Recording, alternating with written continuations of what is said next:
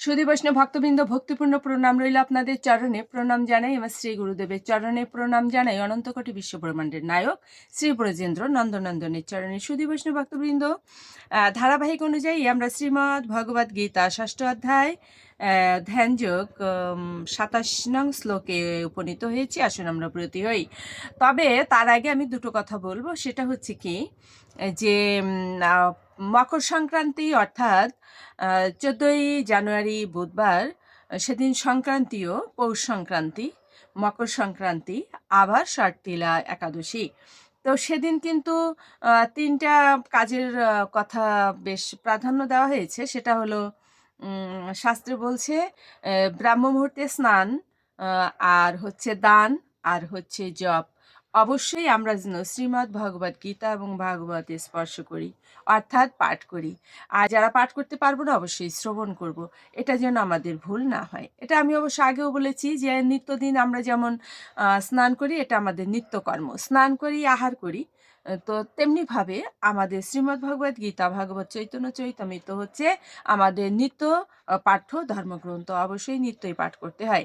আর এখন অত্যন্ত সুবিধা, সেটা হচ্ছে যে আমরা যদিও পাঠ না করি, ইউটিউবে ঢুকলেই আমরা দেখতে পাই যে অনেক মহারাজেরাই আছেন যেনারা পাঠ করছেন।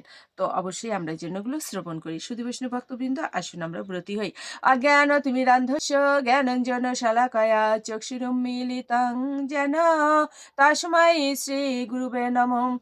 নমো বিষ্ণুপাদায় কৃষ্ণপৃষ্ঠায় ভূতলে শ্রীমতে মহানাম স্বামিনী তে নমামি হে।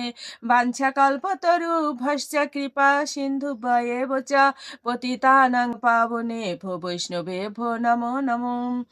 গুরু কৃপা হি কেবলম, গুরু কৃপা হি কেবলম, গুরু কৃপা হি কেবলম। ওম শ্রী পরমাত্মনে নমঃ।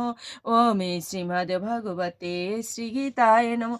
নারায়ণং নমস্কৃত্য নরং চৈব নরোত্তমং দেবীং সরস্বতীং ব্যাসং ততো জয়মুদীরয়েৎ মুখং করোতি বাচালং পঙ্গুং লঙ্ঘয়েতে গিরিম ইয়তে কৃপা তমহং বন্দে পরমানন্দ মাধবম। ওম নমো ভগবতে বাসুদেবায়। ওম নমো ভগবতে বাসুদেবায়। ওম নমো ভগবতে বাসুদেবায়। শ্রীমদ্ ভগবতে শ্রীগীতায় নমঃ। শ্রীগীতায় নমঃ। শ্রীগীতায় নমঃ। শ্রীমদ্ ভগবদ গীতা ৬ষ্ঠ অধ্যায় ধ্যান যোগ শ্লোক সংখ্যা ২৭। প্রশান্ত মনসামিহিয়েনম যোগিনাম সুখম উত্তমম উপৈতি শান্তরাজসম ব্রহ্মভূতম অকলমসম।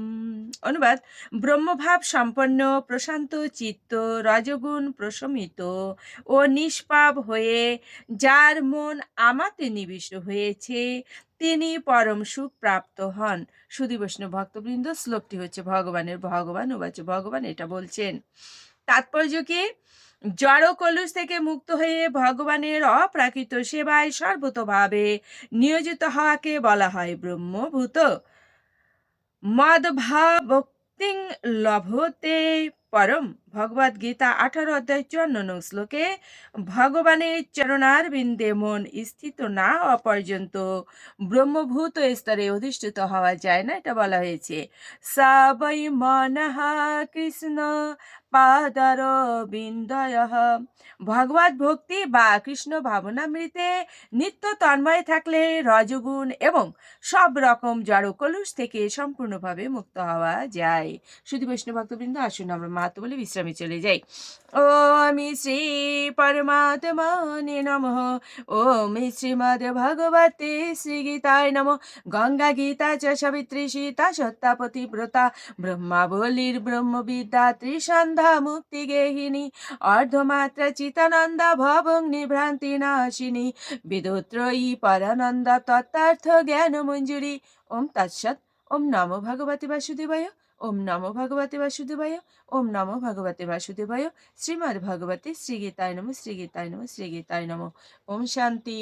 ওম শান্তি। ওম শান্তি। শান্তি শান্তি।